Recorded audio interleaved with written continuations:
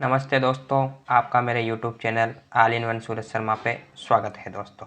तो इस आज की वीडियो में हम बात करेंगे एक metaphysical poem death B not proud, जो लिखी गई है जॉन डन के द्वारा। जॉन डन एक मेटाफिजिकल पोइट हैं और वे इस पोइम में डेथ को पर्सोनिफाई करते हैं।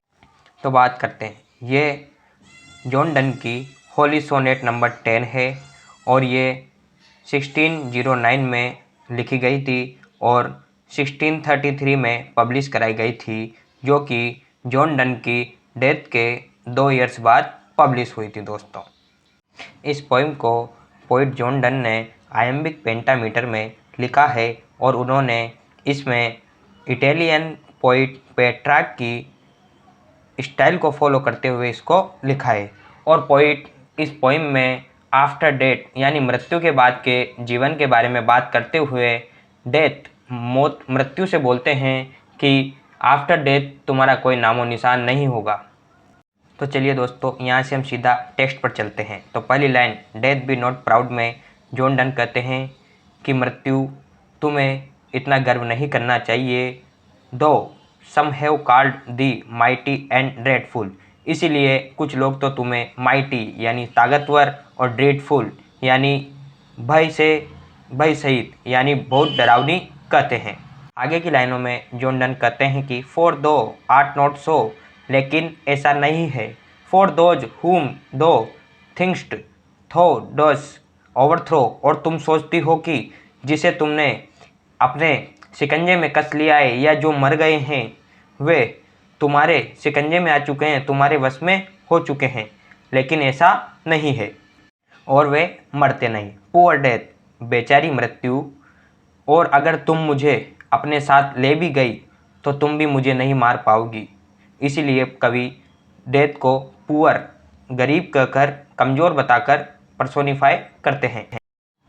फ्रॉम रेस्ट एंड स्लीप, मृत्यु तुम कुछ क्षण के लिए आराम और एक नींद हो, which but this picture be, और एक छोटी सी नींद की तरह हो। Much pleasure then from thee much more must flow, और अगर तुम किसी को अपने साथ ले जाओ तो ये तो उस व्यक्ति के लिए इससे अधिक प्रसन्नता की बात कुछ और नहीं होगी, क्योंकि कुछ देर सोने और कुछ देर आराम करने से तो वो व्यक्ति और एनर्जी से भर जाएगा, उसमें और एनर्जी आ जाएगी।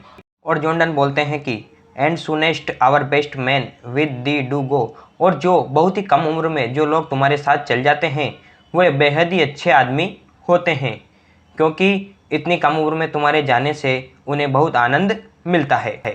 वो मरे थोड़ी हैं, तुमने उन्हें मारा थोड़ी है। रेस्ट ऑफ देयर बोन्स, तुमने तो उनकी बोन्स उनकी हड्डियों को कुछ समय के लिए आराम दे दिया है। एंड सोल डिलीवरीज, और तुमने उनकी आत्माओं को डिलीवर कर दिया है। कहाँ डिलीवर? आफ्टर डेथ, मृत्यु के बाद के जीवन में डिलीवर कर दिया है, उनके शरीर को और आराम पहुंचा दिया है। इन लाइनों में कवि जॉन डन मृत्यु को स्लेव यानी एक बंधुआ मजदूर की भांति ही पर्सोनिफाई करते हैं और कहते हैं कि तुम अकेले कुछ भी नहीं कर सकती हो, तुम फेट भाग्य के साथ, चांस मौके के साथ, किंग्स किसी राजा के द्वारा अपनी प्रजा की मृत्यु, और डेस्परेट मैन किसी दुर्भाग्य व्यक्ति के द्वारा आती हो। और इन पंक्तियों में जॉन डन बोलते हैं कि डेथ केवल तुम एक एजेंट हो जो आती है विद पॉइजन, जहर के द्वारा, वार युद्धों में, मृत्यु के दौरान, सिकनेस ड्वेल, और एक बीमारी के द्वारा आती हो। बस तुम ओनली एक एजेंट हो।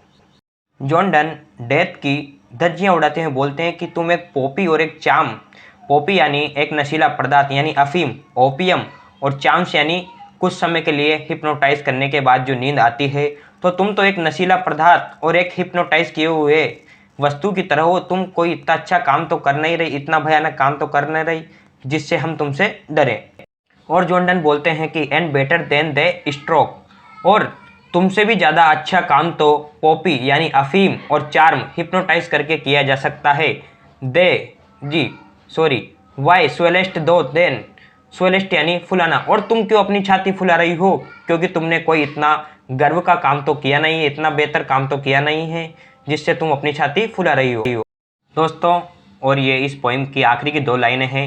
इनमें पोइट जॉन डन बोलते हैं कि वन शॉट स्लिप पास्ट, और जब हमारी मृत्यु या हमारी छोटी सी नींद जब खत्म हो जाएगी, जब हम उठेंगे, वी वेक इटर्नली, जब हम उठेंगे, क्योंकि तुम ज़्यादा देर तक तो रहती नहीं हो, तुम थोड़ी सी देर तक रहती हो, फिर तो हम अनंत तक जाग जाएंगे।